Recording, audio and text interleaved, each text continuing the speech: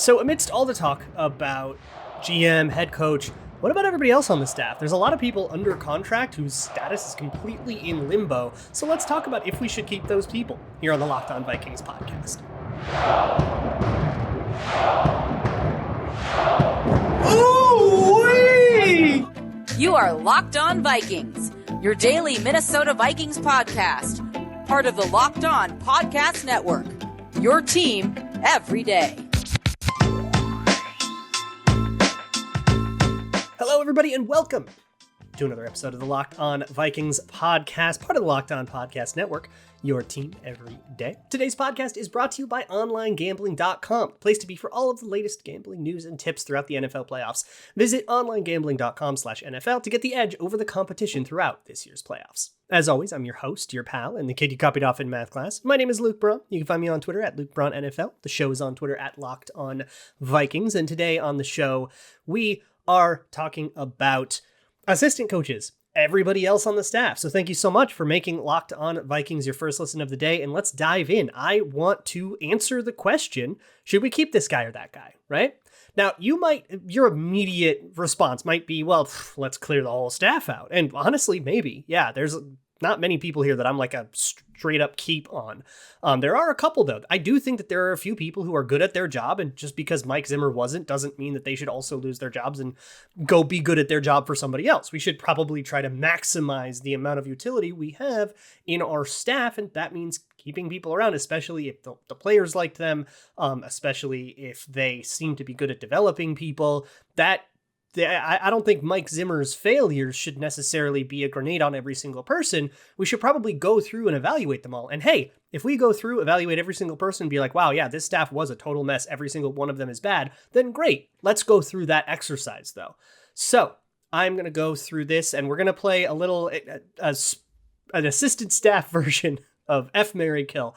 We're going to do fire, interview, or keep. We're going to say, if we fire them, they're out of here. They're not good enough. They should lose their job.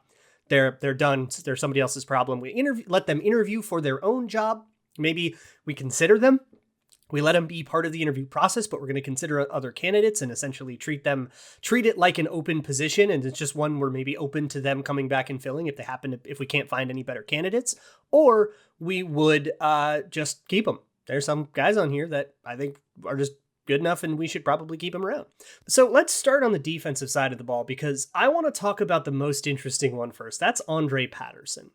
Andre Patterson has been around for a long time. He was actually the defensive line coach in 98-99. He kind of bounced around the league for a while, and he actually came back to the Vikings when Zimmer came to Minnesota. He was a 2014 hire when Mike Zimmer was initially making his staff, and he's been there the entire time. He's somewhat of a legend around league circles. And there's some talk about, like, is he secretly overrated because Stephen Weatherly's bad or whatever? But the way I look at it, if you set an expectation for what a player should be, like, what's a fourth round defensive lineman supposed to be? Probably like a rotational guy is usually where I'm at. Somebody that like is a backup / gets in for a couple series a game. That's what I expect out of a fourth rounder. I don't expect them to be a starter. I expect them to be a contributor for every year of their rookie contract. If they can't contribute right away, they're behind as a fourth round pick, but they should be able to like get on the field. I don't really expect them to be like a bona fide starter though.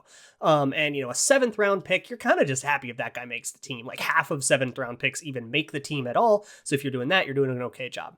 And if you look at all of those defensive linemen, Stephen Weatherly, he ain't a starter, but he was also a seventh rounder. And the fact that he continued to make the team all the time, I think he outdid that. And more substantially, I mean, that's analysis you can do, and you can kind of say, okay, who are these players? What were their expectation? Did they exceed that expectation? And then the next premise is, and then we assume that Andre Patterson had something to do with that. But I don't know if I want to jump to that conclusion necessarily without looking at some of the specifics. For example, somebody like Danielle Hunter, who wasn't very productive in college and then came in. Like, Danielle Hunter is like the big giant achievement of Andre Patterson, and you can't like throw that out of the sample, right? But I think the way that Danielle Hunter developed is also very, very exciting. Because when he came in, he didn't have a big arsenal of pass rush moves, and now he does. And the way that Andre Patterson usually brings a defensive lineman along, especially on the edge, is by starting them with a speed to power move. You get upfield, you cut in, and you bull rush the guy, but you use your speed to get the guy off balance, and then you cut in to kind of attack him in the chest while he's still trying to like kick slide and meet you where you are. Speed to power, that is like the first thing. And so every rookie that comes in develops a speed to power move. Whether or not they had one before, that's good coaching. And then you look at somebody like Danielle Hunter, who got a spin move. Everson Griffin was not really unlocked. I mean, from 2010 to 2013, he was like a rotational guy, kind of stuck behind Brian Robeson. He was, I think, probably production-wise about where we see DJ Wanham now, and then he turned into a superstar once Andre Patterson got a hold of him. Those two things are incredible, and you have guys like Stephen Weatherly, guys like Shamar Steffen as a 7th-round pick. Not a good starter. I railed on that guy like a ton as a starter, but made the team like 5-6 years. That's a very, very good run for a 7th-rounder. There's plenty of like BJ Duboses or whatever, but the hit rate is good, and looking at what those guys learned is really good. DJ Wanham got better this year. I don't think he's good. I don't think he's a starter. And I don't think Andre Patterson's a great evaluator of talent, really. He just kind of grabs people with a unique trait and gets excited and pounds the table for them, right? So no to Andre Patterson as GM. DJ Wanham in 2020 couldn't run a stunt. Now he can run a stunt. That's a guy developing and learning things, and I think Andre Patterson has done that consistently enough where I'd keep him. So he's going to be one of my keeps, Andre Patterson. Plus, the players really respond to him. In the big giant expose from the Star Tribune about Mike Zimmer kind of freaking out, a lot of times when he would say something in the media that would maybe disparage a player, he'd say, oh, this player isn't doing well, the tendency to coast type stuff, like with the Anthony Barr. Andre Patterson would be the one kind of playing damage control. He'd be the one that players go to for comfort in that situation. I think that's an important guy to have in the building. I do want to get to everybody else on the list. Of course, Klint Kubiak's a big one, and all the assistant coaches, all the position coaches and stuff. We're not going to go to like quality control coach or down there. I'm not going to pretend to know stuff about those guys. But first, let me talk to you about onlinegambling.com. It is a great place to help you get expert information on how to place a good bet. So this week, onlinegambling.com sent me a challenge, and they want me to pick a divisional round upset. For this, I'm going with Bills over Chiefs. Now, the Chiefs are awesome, but they have a lot of defensive problems, and it's going to be a shootout, and the Bills can keep up in that shootout, and the Bills want this. The Bills got knocked out by the Chiefs last year in the AFC Championship. I think they're going to come out really, really hot, and I think it's going to be like a Josh Allen, Stephon Diggs game. It's going to be a total barn burner. I'm really excited for it, but my upset is Bills over Chiefs. So if you're thinking about betting an underdog in the divisional rounds, make sure you head to onlinegambling.com before you do. They'll give you the edge by providing the best and most trusted information to help you make the best decision possible before placing a bet. That includes their OG tips section, where you can see their underdog picks if you don't agree with mine, as well as an inside track on how to beat the odds throughout the NFL playoffs. Make sure you visit onlinegambling.com/NFL for all the latest gambling news, tips, and info to beat the odds and give you the edge throughout the playoffs. That's onlinegambling.com/NFL to make the most of this year's playoffs. Once again, thank you so much for making Locked On Vikings your first listen of the day. Let's talk about the rest of the defensive staff, I guess, since we're on there. So let's go through some of the position coaches. Let's talk about Adam Zimmer, the other co-defensive coordinator. This one is interesting. So there was an article about nepotism that came out like 2 days before Mike Zimmer got fired that mentioned the Vikings, because the Vikings had a lot of coaches' sons on the staff. They got Klint Kubiak, Adam Zimmer, AC Patterson is a quality control coach, who's Andre Patterson's son. So they had a big nepotism thing, and that got mentioned. So there were a lot of sources, a lot of players and staff and stuff that kind of said, like, is Adam Zimmer even good? And it seems like the players don't believe in him, which, look, I mean, if we credit Adam Zimmer with Anthony Barr and Eric Kendricks, like, that takes you a long way, but it's been a while. And how many, Gerald Hodges types do we have since then? Or guys like Elijah Lee that actually were pretty good draft picks, but they didn't make the team initially and ended up having entire careers elsewhere. There have been some problems, not to mention like Troy Dye, Chaz Surratt, those type of guys. I'm not sure I like Adam Zimmer's philosophy when it comes to linebackers. If he's the guy pounding the table for somebody like a Troy Dye or a Chaz Surratt, I don't like that archetype. That's a very unphysical hybrid safety type that requires a much different defense than the one he knew the Vikings were running. I don't love it. So I am a big old fire on Adam Zimmer. I think the Zimmer family can be done in Minnesota, and especially if he's lost the trust of his players, Yeah, it's got to be over. The actual linebackers coach, MJ Albury, I'm going to be honest, I don't know much about. I usually think of Adam Zimmer as the linebackers guy and Albury as more of an assistant linebackers guy. So for that reason, I'm going to say let him interview for the job. Maybe there's something that he had that the other guy didn't. But for most of the linebacker stuff, I attribute that to Zimmer, not the guy underneath him. So we'll call him an interview. And if you have a better candidate for the linebacker job, or if a new guy comes in, brings in his own person, sure.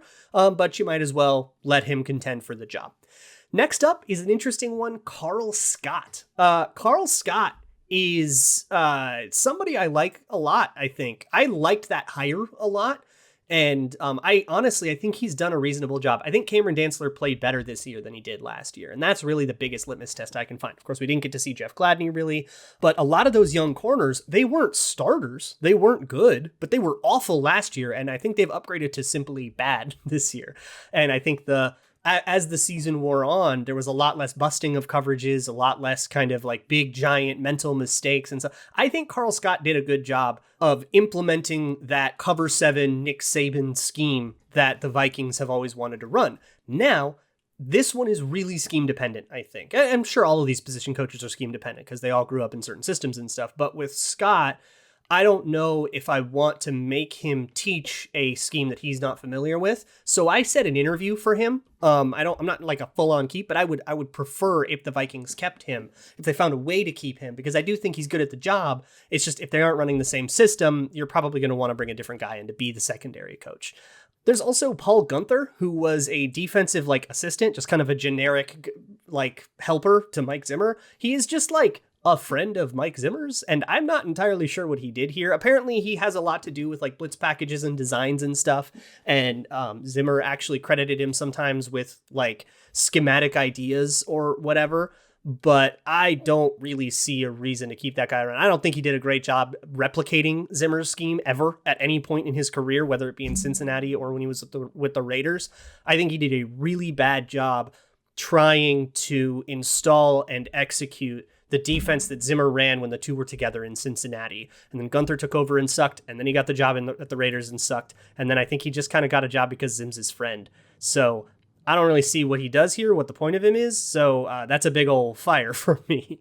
I want to get to the offense. We'll do them all at once, though, in just a bit. So let's actually do Ryan Ficken, the special teams coordinator. I like Ryan Ficken a lot. Ryan Ficken has been with the Vikings for forever. He was the assistant special teams coordinator under Prefer for I think all of those years or most of those years.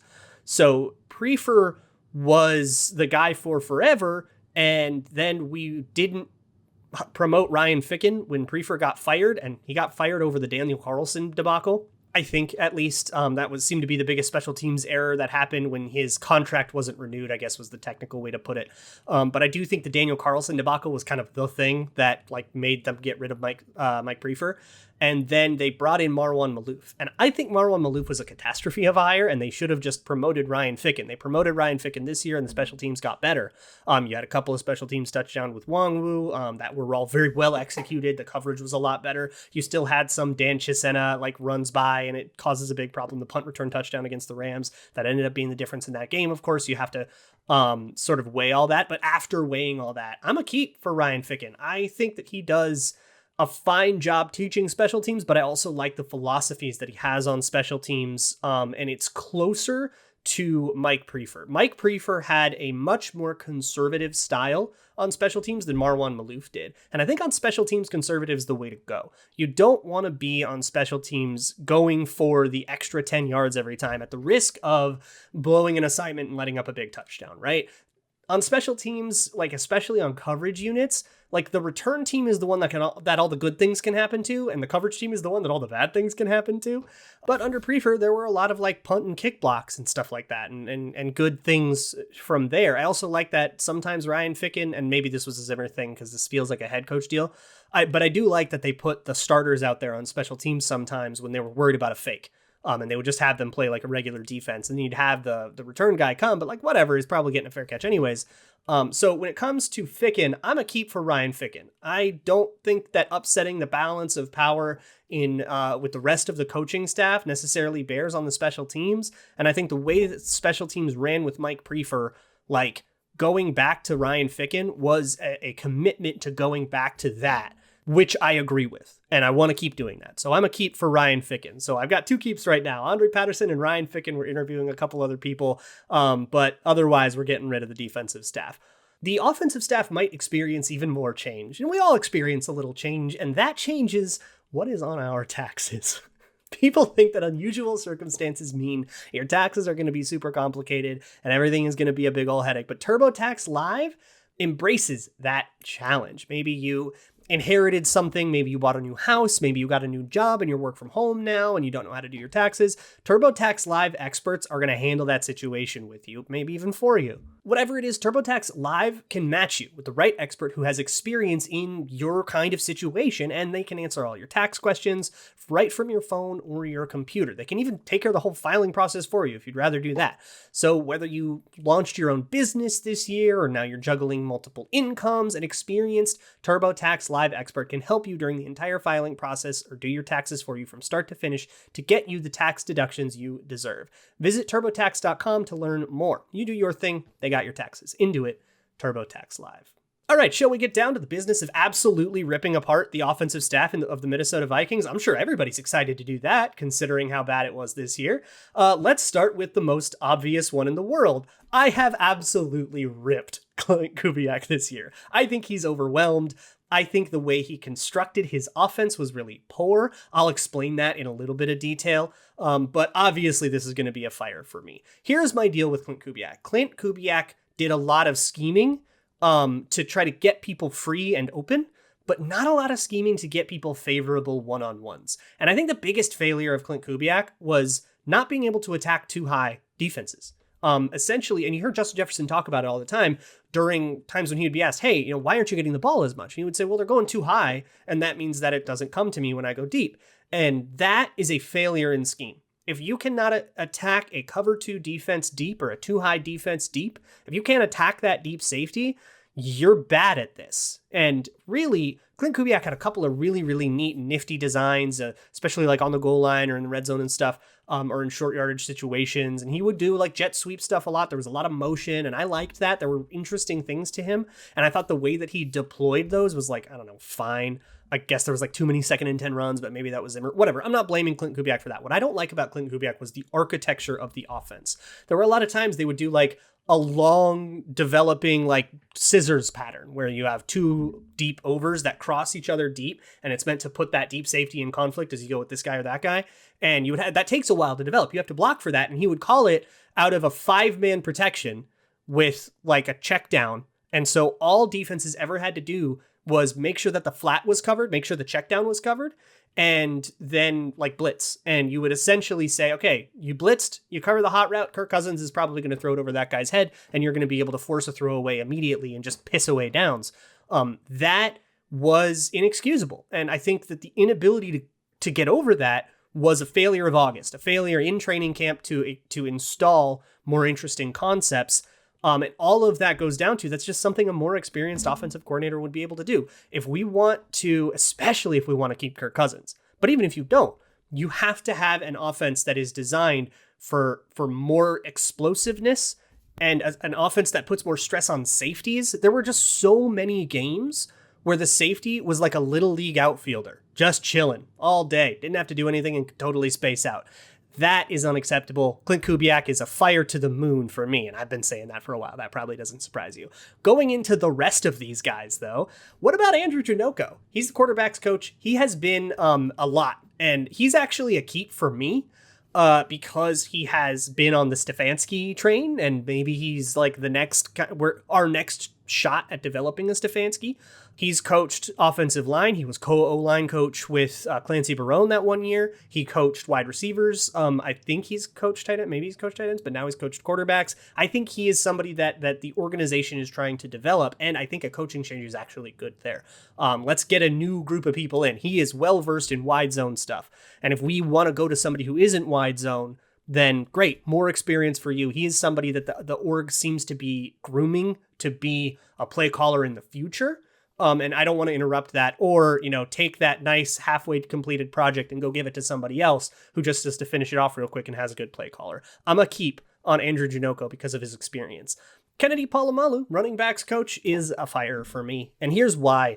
I don't think the running backs did a very good job of knowing where to run. Dalvin Cook did, and I think he's got instincts that just, I mean, it doesn't really matter who your position coach is. You say, good job, Dalvin Cook. Like, superstars aren't really, I'm not really giving Kennedy Palomalu the credit for the superstar. But Alexander Madison's vision has not improved, and he's been in the wide zone for like 7 years. And Kene Wangu, his vision, it got a little better. But he was not, I mean, he's mostly speed still, and he hasn't learned how to control it and stuff like that. I wouldn't expect him to. So I'm more doing this off of like Alexander Madison does not seem well coached to me. And so that's a fire for me. But also I'm sort of defaulting to fire for most of these people, unless I have a reason to think that like the next round, the next batch of coaches will want him. Speaking of Keenan McCardell, he is a keep for me. I think that the wide receivers have responded to him.